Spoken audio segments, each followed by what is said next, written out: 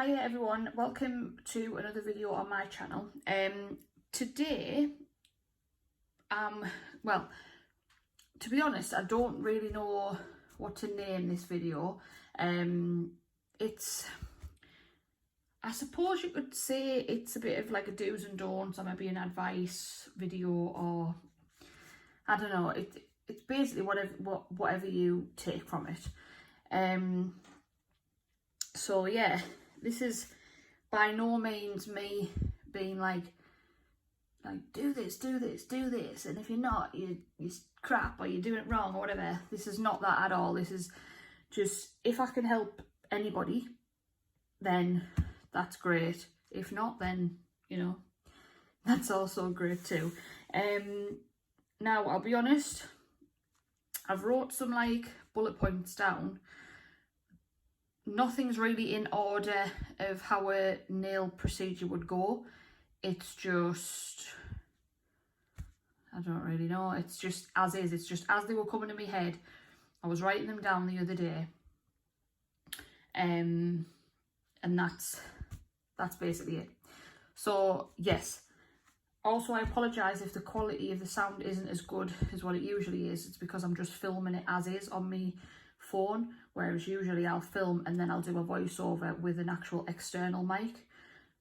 But obviously, I'm not doing that today, so apologies in advance. Right, so for me, the first thing is make sure you are sanitising before you do anything, right? You have to absolutely make sure that your hands and your client's hands are fully sanitised.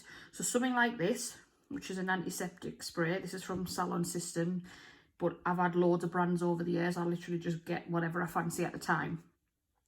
Before you touch that client's hands, make sure both yours and the client's hands are sanitised to kill any germs.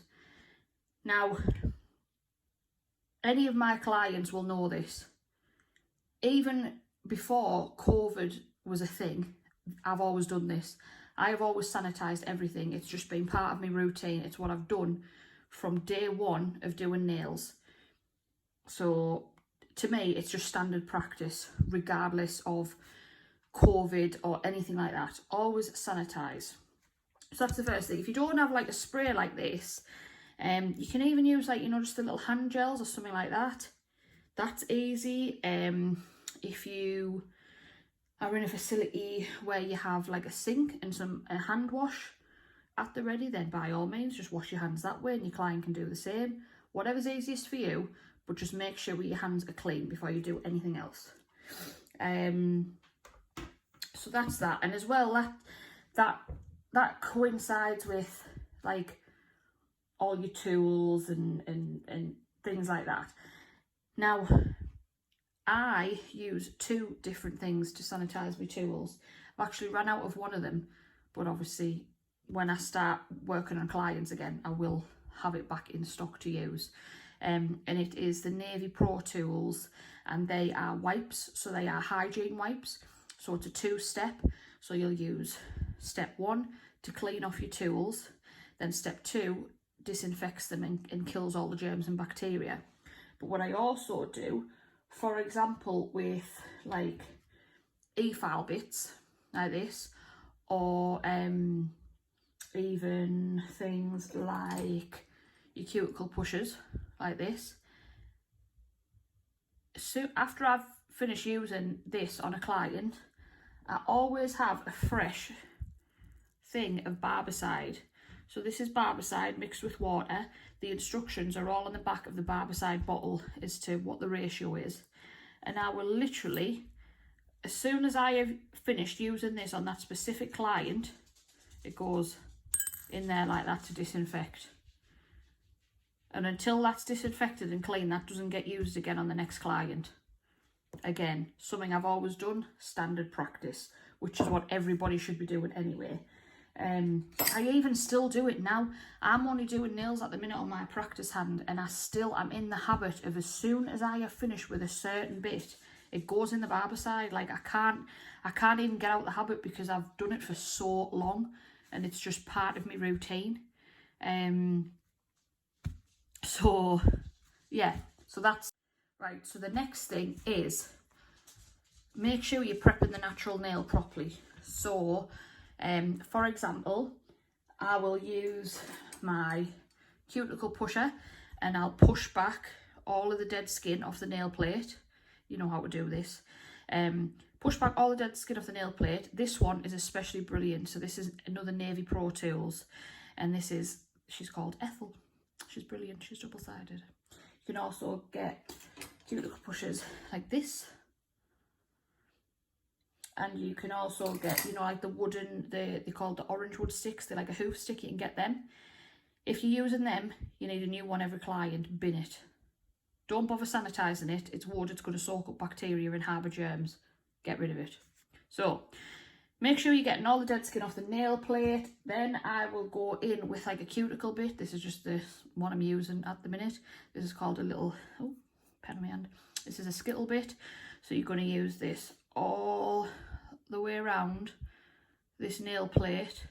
Now what I do is I switch the direction. So when I go, I always do this side first. So I'll go round this side and I want it in a forwards motion because then it pushes back everything and gets rid of it. Then, so I do that on all 10 nails. Then I go back and I switch it to backwards motion and I go around this side. That ensures I'm prepping all the way around equally, if that makes sense. And again, once this is done, into your barber side or into like a container at the side where you know like they're dirty tools kind of thing and they need cleaning. So as well, you can, once you've done that, you need to basically take the shine off your natural nails and any like remaining, you know, like dead skin or whatever. You could use a file like this. This is actually a 100-180 grit file. I always use the 180 side if I'm on the natural nails. Or you could use something like this, which is just a sanding band. Again, new one every client. The cheapest chips. Then you can sanitize this bit, which is called a mandrel bit. And you can just use a new one every time. And you can just literally light pressure, let the E-file do the work if you're using an E-file. If not, one of these is just as good. Right, so going back just quickly to like E-file bits and nail files. Please make sure that you're using the correct bit for the correct like part of the procedure, if that makes sense. So for example, with an E-file, this bit here, this bit would be lethal on the natural nail. Look at the grooves and the teeth in that. This is actually called a mean green bit and it's from I'm sure this is the one from Atwood Industries. Green usually means like a really high grit. So this would be used to take down bulk. Only use this on acrylic or like a builder gel. So you'd only use this just to get rid of any bulk, like if you're doing a redesign or anything like that. That's what that would be for. And then for example, something like the sanding band, you can use on the natural nail. I only use the fine ones. You can get these in different grits as well. This is a fine one. And you just whip over that natural nail plate. You don't need to dig in. You don't need to press hard. Nothing like that. So something like that you could use on the natural nail. Again, files. Now, these are just what I've been using on my practice hand, so I haven't changed these over. But this is a Nailmate file and it's got the steel file in the middle. And you can buy the packs and it just sticks on either side, so I can keep changing it all the time instead of like going through a load of these type ones. So I have 100 grit on here. Now with this 100 grit, again, I would not use a 100 grit file on a natural nail. The lower the grit, the lower the number, the higher the grit. So 100 is harsher than a 180 grit. So I would use a 100 for shaping tips, like if I'm shaping the tip up. I would use a 100 in place of something like this. If I wasn't using an E-file, I would use that 100 to take down bulk. If I'm doing a redesign or a soak off, or even if I'm just refining that top surface of the nail. But I'd never use it on a natural nail. Whereas with this one, with the 180 side, and you can feel the difference. With the 180 side, yes, you can just buff over that natural nail if you want to.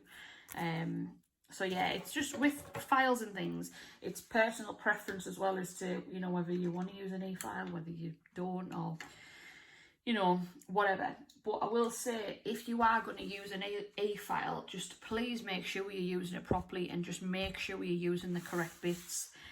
And for me as well, it's a two-way thing. It's about having that trust with your client.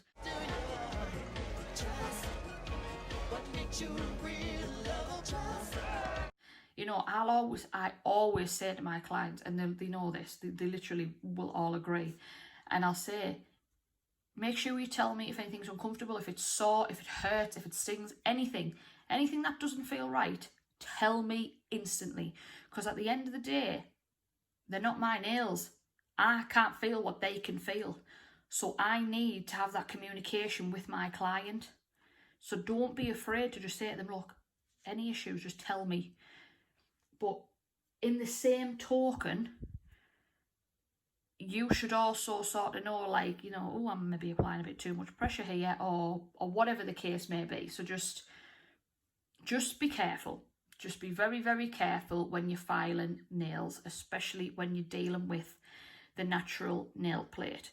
Because in my opinion, it's all well and good being, you know, a great or a good or a brilliant or an amazing nail tech. It's all well and good. People going, wow, look at this set of acrylics I've just had off Michelle, or look at this off such and such, you know, whichever nail tech you go to. It's all well and good that them nails look absolutely mint. But for me personally, the main priority is my client's natural nails. If my client's natural nails are absolutely shot to bits because of something I've done, then what is the point? What's the point? Your client's natural nails have got to be your first priority. Don't get me wrong. We all know clients, and all of mine, the naughty ones, will know exactly who they are, where they do just sit and nibble the nails off, and they pull the nails off, or they peel the gel polish off, and they wreck their own nails, and they know that. But most of my clients will openly admit, and they'll be like, oh God, Michelle, I've pulled them off, or whatever. Like, you know, they're not like, oh no, I didn't do that. Oh no, look, my nails wrecked, I don't know why. Like, they're all honest, and they're like, oh God, I sat and pulled them off. People are going to do that. You know, you've just got to make sure that you are, you know, doing the best of your ability to keep their nails top notch. Right, so now I'm going to talk about tips and forms. Mainly tips. For me, tips is the main thing of fitting properly. So you want to make sure that you are using the right size tip for each finger. Not everybody has, like, you know, symmetrical fingers and all the rest of it. Just because maybe a size 4 will fit this finger doesn't necessarily mean it'll fit that finger. Yeah, the chances are it probably will, and you probably won't be far off, but it might not. So you have got to make sure that you are getting the right size. So for example, we'll use this grubby, ignore my nails by the way, we use this grubby finger. So let's have a look. We'll go in with a 4. These, just as reference, these are the Glitter Planet Easy Tips. I love them, they're my favourite tips. So this is a size 4, right? So you look at this here and you think, oh, that's not too bad, that. See if it'll focus. Come on, you little bugger. It's not too bad, that. But then if you look at that side wall there, look how far that comes down and touches my skin here. That's no good, that. However, this could be a standby tip, because if no other tips fit, what we can do is we can taper this tip to fit this nail by taking away some of this sidewall here. So you can bear that in mind. Or some people will go, well, that tip's too big, that, so I'm going to go in with a 7, for example. And what they do is they'll do this. They'll go squish, and see how that's squished down. And looking at that, you think, oh yeah, that fits from sidewall to sidewall, that's squished down. But look, when I take pressure off it, it just bounces back up. Now, in turn, what that's going to do is, if you stick a tip on that's too small, so you've got that tip on, then you apply your acrylic over the top. Now, acrylic naturally shrinks. That's just what it does. That's the process it goes through. It shrinks. So you put that tip on that's already too small, then you put the acrylic on and it's just going to go pop, pop, pop, pop off, and then your client's going to go, my nails have popped off. Can you fix them? Then you're going to have to repair it for free because that's something you've done wrong. So just make sure you're getting the right size tip. Now, I'm going to just check this one just out of curiosity. Yeah, so for me, I'd probably go on this nail for me, I'd maybe go for a 5 and then taper the sides in a bit. I probably wouldn't go any smaller. Always go bigger. Don't go smaller. Always size up a tip and then you can tailor the sidewalls in to fit the natural nail. Don't ever size down. Right, so just going to quickly mention this one. Apex placement and correct thickness throughout the nail. This is predominantly one when I'm talking about acrylic nails or like gel extensions or something like that, right? So you've got your nail and you've got this from the side view here. When I need something to use as a pointer, this could be my pointer. This is the pointer. Okay, so apex placement. Depending on how long you're extending that nail will depend on how high you will need an apex. For example, if I'm going to do an extension on myself, I've got quite small nail beds, like they're quite short. I wasn't blessed with beautiful long nail beds. So for me, if I'm going to do a nail, say like to here, for example, I'm going to need quite a high apex here in the back third. This is where it should come like this, and then it should go up a bit and then naturally come back down. But everything should be straight out from the side wall. The shorter the nail, the smaller the apex can be. You don't need a big, massive, hefty apex here in the back third if you're like extending a nail to this long. Because there's not going to be much give on this end bit here. The longer you extend that nail, the more give and the more bend, the more pressure it'll put here on this natural nail plate. So just be mindful of where you're placing your apex. 9 times out of 10, you always need it in the back third to support the length of that nail. Another thing quickly, thickness of the nail. So obviously here you've got your apex and you'll build up and then you'll come back down. The end of the nail, so the tip of that extension should be no thicker than, like, for example, a bank card, a credit card. So you know the thickness of those cards? The end of that nail doesn't need to be any thicker than that.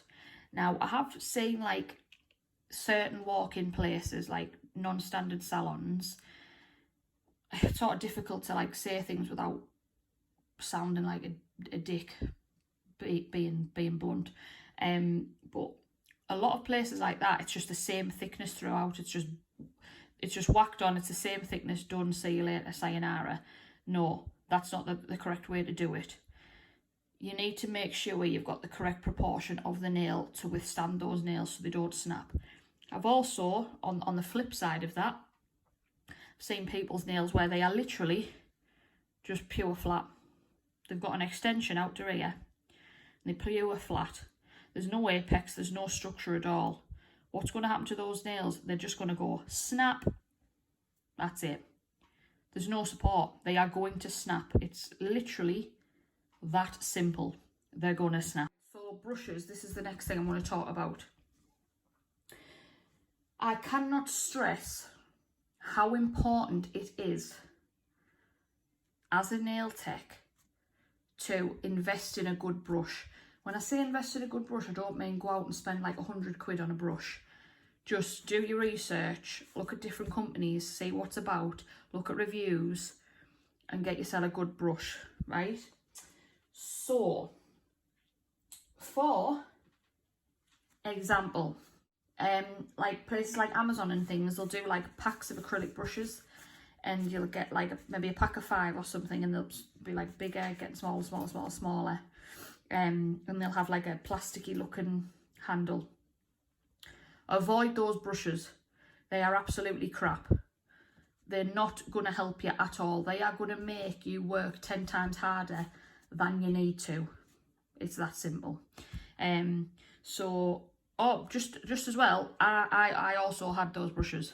When I first started out, you sort of think, oh, well, I'm just starting, so like, I'll just get the cheap shit. Don't. Please don't. It's the crap. The crap brushes. Crap. Don't get them. So for me, I started, like, after I realised about a week, and I thought, hang on, these are crap. No. I then looked into brushes. Now this, the writing's rubbed off it, but this was an Alpha brush. The brand is Alpha brush. And I think it might be a size 10 maybe. I'm not sure.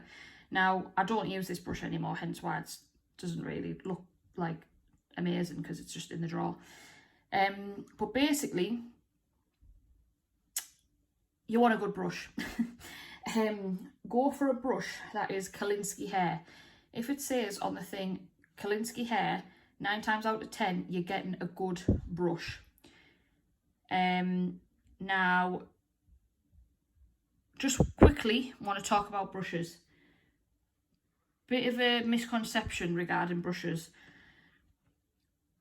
So all my brushes, I use a Kolinsky hair, right? Now you can get a Kolinsky sable haired brush. Now I just want to say to you, sable hair if the hair has not come from a horse, a sable horse. It's not come from a horse, okay? It's more than likely come from a certain type of weasel, like from a weasel tail. Now, touchy subject, you know, are they vegan? No, they're not. Are they cruelty free? Genuinely, I've done as much research as I can, and I personally can't say either way whether they are or they aren't, but they're usually from like a rodent, like a weasel, that are too overpopulated. But they're not from a horse. So yeah. So basically brushes, yeah. So like I say, something like this, an Alpha brush, they're brilliant. Personally, I think these are way too overpriced now. I had a look on the site recently, and I do think they are overpriced for what they are. But whatever, it is a good starting brush. More great brushes I use. This one is a size 14 Glitter Planet brush, and you can see I like a nice pinched brush, which means the ferrule here is pinched. I don't like the round ones. I prefer a nice pinched brush. This I've just got tech tape on here, just because when I hold it, it gets like less grubby. If you ever have anything, a little bit of residue, or if you've touched something, or I don't know, I just find the tech tape keeps these types of brushes nicer. Because you can't really clean these very well, because obviously this is wood underneath here, and then this is just sprayed on. You can see there 100% Kolinsky, so great brush, brilliant brush. This is my newest. I mean, can I just say, when I'm saying this is my newest one, I literally have loads of brushes and I alternate them all the time, but this is my newest one, and this is a Kirsty Meakin one, and this is the Mighty Mick. I prefer these types of brushes because you can clean all of this and sanitize this nicely, and nothing gets stuck to it, so you can keep it nice and hygienic, and it's got the cap like that. So you can see there, this is how your brush should look when you're finished with it. Like this one here, I always have it, I'll clean it like this, and I'll clean it, flatten down, and then I'll store it in the pot.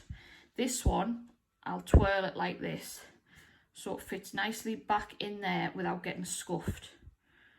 So your brush should always look immaculate, like that, right? Again, Kolinsky hair, brilliant, brilliant brushes.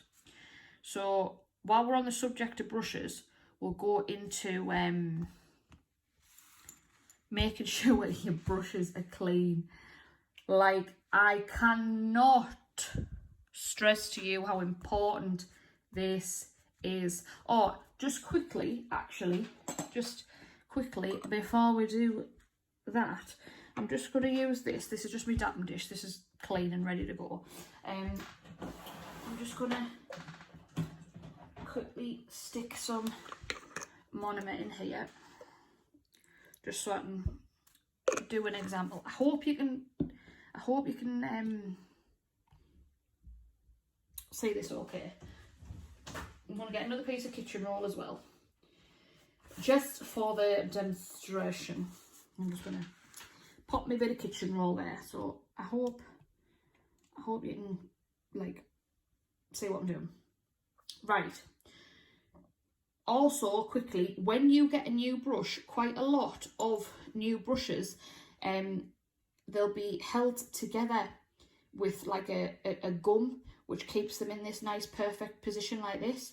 All you need to do is literally, I don't really want to touch this too much because it's obviously got monomer in it. You just very lightly just run your fingers through it, and you can sort of do this and like flick all the crap out of the brush, and just keep dipping it in your monomer, cleaning it off, dipping it in, cleaning it off till there's no residue left in that brush. Don't literally take it straight out of the packaging and start doing a set of nails, because you're going to have all the residue left in this brush, and you don't want that, because obviously you don't want all the gum, like the glue, the glue type of gum mixing in with your monomer or anything like that. So just, right, so another thing, brushes, is before you start your acrylic service, and even just like throughout doing the service, burp your brush. I know it might sound daft to people who've never heard of it, but literally go into your monomer and see how them bubbles came out there. Burp it like that. Get rid of all those bubbles. Now see how there's no bubbles coming out. That brush is now loaded up with monomer, and it's ready to go, and you can just, you know, drag off to the side, or, you know, whatever you're doing sort of thing. That's ready to go. That'll reduce you getting any bubbles in your acrylic when you're applying your acrylic. So just always make sure to burp your brush before you actually start using it. So for this next part, I'm going to demonstrate about the importance of keeping this brush clean, right? So I'm going to start with just a clear. This is crystal glass from CJP. So I'm just going to start with this first. Now, when you are dipping, wait there, I need to get me correct setup here. When you're dipping into your monomer, wait there, we're not in shot here, this is horrendous, Michelle, come on. When you're dipping into your monomer, you dip into your monomer, make sure that brush is saturated, and obviously you drag off one side, yeah? So this underneath side is the side that I've dragged off the excess liquid, yeah? So in, out, drag off one side. This side here is the side I'm going to go like this and flip it and go into there like that, right? So, in, drag off one side, and pick your bead of acrylic up, right? Now, usually when it's clear, because obviously it's clear, it's easy to clean out your brush. So there, look. One swipe on the paper towel, and that's you know, it's now there, it's clean. Now, where things get tricky is when you get into your colours, things that have the most pigment in. White is possibly one of the worst colours to work with, alongside black, but for me white's the worst. Or any type of colour, so the more pigment, the harder it is to work with. But that is why it is so important to clean your brushes off. So for this demonstration, I'm going to use a pink. So this is, again, CJP, and this is magenta. Right. So we've got a pink, right? So we go into our monomer like that. So you've got a clean brush. So you've cleaned it off with whatever else you've been using. You're going to go into your monomer and you're going to drag off, right? And you're going to go into your pink. So you've gone into your pink. So you've got your pink on there. Yeah, great, fantastic. And you're going to put your pink down, right? Now I can see, you won't be able to see to the eye, but I can see tiny weeny bits of pink. Now if I rub this on here like this, look at that. See how that was still there on my brush? Now what a lot of people do, they'll have gone into the monomer, gone into the pink, applied the pink on the nail, and then gone straight back in here. And there's already residue still left on this. So you need to make sure you are wiping that so there's an out on it. Then go back in. Yeah? This is another mistake that people make, right? They'll go in like this. They'll drag off. They'll do that. They'll have their colour on the brush, right? And they'll just like slap it on. And they'll like fiddle around with it and be like, da ba ba ba ba ba. Yeah, great. Now, can you see on here? I hope you can. There's still residue of pink on here. And they'll do this, watch. See, me about to do this, it hurts every fibre of my being. So see all that's still on there, watch, they're going to go like this. Now I don't know whether you can see, but see how cloudy that's gone now. That has gone so cloudy. And what they keep doing is, they keep going like this, and then they go da da da da, and then they go back on, and we're going to smooth it all out. And then we're going to go with all this lovely residue on here, because we're not going to clean it off. We're going to go back into there and we're going to drag it off. And we're going to keep repeating the process over and over and over and over again until we have this beautiful coloured monomer. Cloudy, disgusting monomer. Why is that an issue? That is an issue because when you have monomer and you have polymer, they work together. As soon as they touch, a chemical reaction starts, which bonds them both together, which creates that hardness of that acrylic nail. So you've got all this powder residue. Oh, it's killing me, like it's driving me insane. You've got all this powder residue in here. What's it doing? It's polymerising. It's doing its job. It's setting up. So you're going in and you're dipping and you're on the nail. You're going in and you're dipping and you're on the nail. Then what starts to happen is when people say, why is my brush always clogged up? I always have acrylic in my brush. That could be a reason why. Because you are continuously dipping into mucky monomer. Which, again, on the back of the monomer situation, I'll quickly mention. By rights, if you are working with clients on a day-to-day basis, you should use clean monomer for every single client. Every client. Because you're going in like this and you're going on someone else's nail. Then you're going back in. Then you're going to put it on someone else's nail. Then you're going back in. No. Always use fresh... Oh, God, I'm going to have to clean that properly. It's driving me insane. Always use fresh monomer for each client. Now, you might think, well, that's a waste, that. Well, it's not. Because what you don't do is do your monomer and go whoosh and pour it right up to this brim here so it's all full. You don't do that. What you do is you just add a little bit at a time. If you need a little bit more, add a little bit. If you need a little bit more, add a little bit. Then once you finish with that monomer and that client, clean it all out and then everything's nice and prepped, ready for the next client. So you won't get no waste. Right, so obviously for the purpose of the video, I've just cleaned that out. All I did is got rid of that residue of... Oh, ignore that pink bit of acrylic. Got rid of the residue of the monomer. Cleaned it just using me prep spray, cleaned it all out, made sure there was no stickiness residue left over of the monomer, put fresh monomer in and you sorted. And now you can actually see the writing in the bottom of the dish. And it's a beautiful glitter planet dapping dish. It's lovely, isn't it? It's very nice. Yeah, so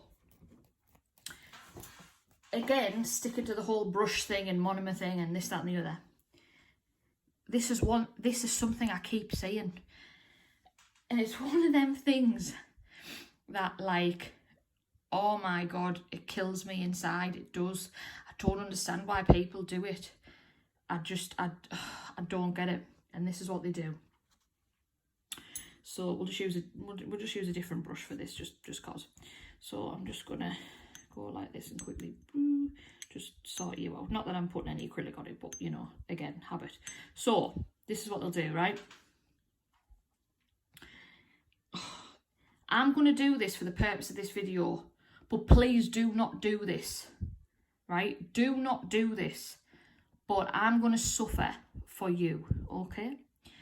So with brushes, especially like pinched brushes, right? We like it nice and flat and nice and pinched. That's how the brush works. People do this, they go like this. Say they're like in between doing some nails and they're like swapping to a different colour or whatever. And you know how I say about make sure you're wiping your brush off thoroughly, right? People do this, they'll go like this. So they'll go into the monomer like this, right? And they'll drag off and all that's great. Then they'll do this.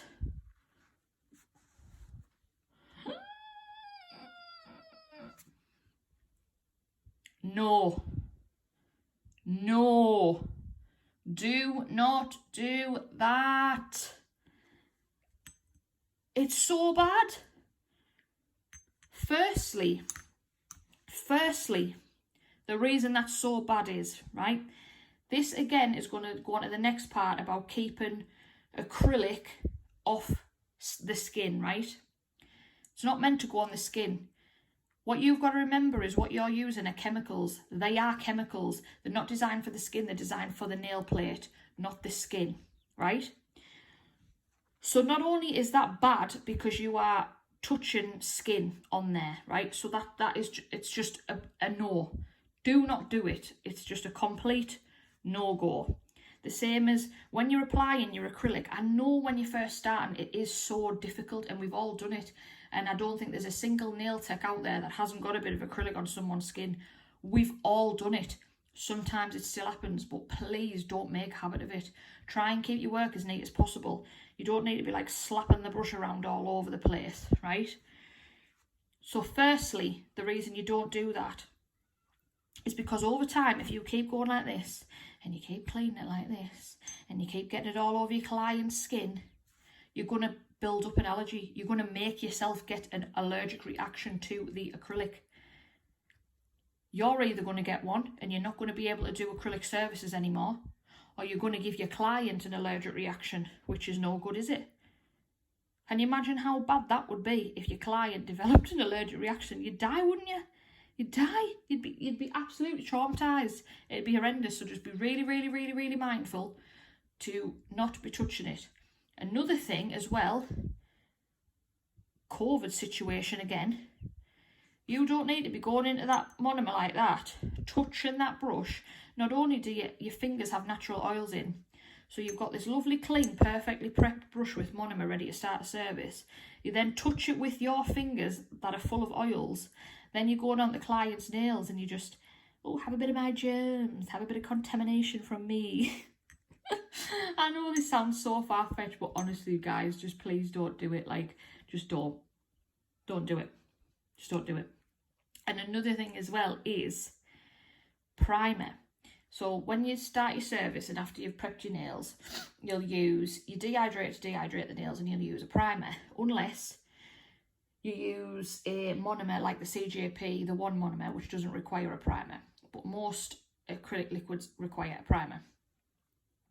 Now, especially with an acid-based primer, don't just be like going in absolutely lashing the primer on, just like bang, bang, bang, bang, bang.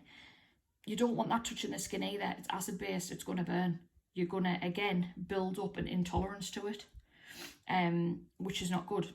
That's not comfortable for the client either, because you don't want burning skin, do you? Let's be honest. So usually for each hand you can get away with one dip in the bottle of your primer. So one dip in, start with your biggest finger, bang, bang, bang, bang, bang, done. Back into your bottle, bang, bang, bang, bang, bang, done. You may need 2 dips. I can generally get away with just in once, full hand, in again, another. And then the last thing that I sort of thought of was the whole thing with cleaning your brushes. Now, going back to making sure you're cleaning your brush, you know, properly in between going into your monomer and into your powder and this, that and the other.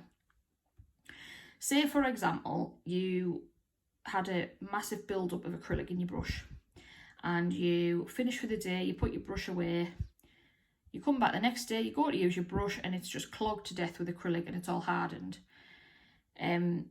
If it's that bad, like, and I mean that bad, then acetone is your last resort. So literally putting acetone in something like this, your dapping dish, putting your brush in, letting it soak for a bit and then just testing it, bringing it out, giving it a clean off, having a look at it, you know, that type of thing. But really, acetone should be the absolute last thing you put on these brushes, especially Kolinsky brushes. It'll absolutely cane them. It will dry them out in like that in no time. It really, really will. It'll ruin your brushes. So, like I say, acetone is your absolute last resort if your brush is clogged to death. By rights, the only thing these brushes need is this stuff in here, monomer. That's all they need. It keeps them nice and, here's the gross word that nobody likes and I hate it too, moist. You know, it keeps them in shape, it keeps them how they're supposed to be. It's just going back to, again, look after your tools. These are the most important things you have. This is what you're going to use every day. And especially if you're just starting up and you only maybe have the one brush, you need to make sure you are cleaning that brush properly and looking after that brush, because at the end of the day, you don't want to have to keep forking out money all the time because you've trashed a brush. Do you see what I'm saying? So yeah, try and avoid acetone at all costs. Now, you can get specific brush cleaners and they will say like brush cleaner. I know Neo do one. I think Acrylic as well, they do one. Personally, I try to avoid them too if I can. Again, for me, it's a last resort because I don't think they're that great for your brushes either, especially if you are using a Kolinsky hair brush. But again, that's more personal preference for me, to be honest. But yeah, I'm trying to think if there's like anything else that I can think of, and I don't think there is really. You can guarantee I'll finish this video and say bye and I'll go and edit and I'll be like, oh crap, I forgot this, I forgot that, I forgot this, I forgot that. But I literally just did this the other day and I was just jotting stuff down as it was coming to me. That's why it might be a bit like whoosh all over the place and you might be thinking, Michelle, like I can't even follow this. This is absolutely the crappiest video ever on the planet. So I'm sorry if it is.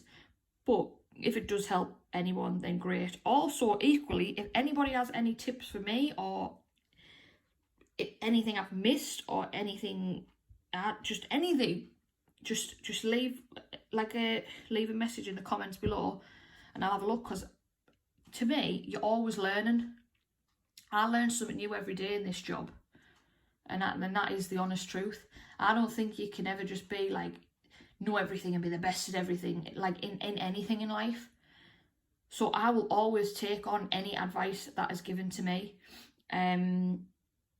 So yes, I hope this helped someone, even if it just helped one person in the whole entire world, then that makes me feel good. So thank you so much for watching. I think I'm going to film an actual nail video now on Harleen.